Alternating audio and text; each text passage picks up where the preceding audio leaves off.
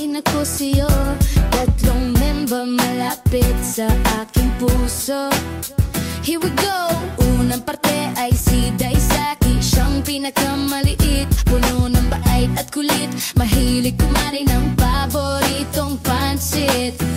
Sa pamilyang ito ay may tatlong bulilit, mga mababait pero ubod ng kulit. Sasayawan at kantahan ay ang lulupit, talentong kusa na itong nakadikit. Napuging tahimik, limitadong kong humahagigik, nakaupo sa gilid at nagmamasid, pinaakit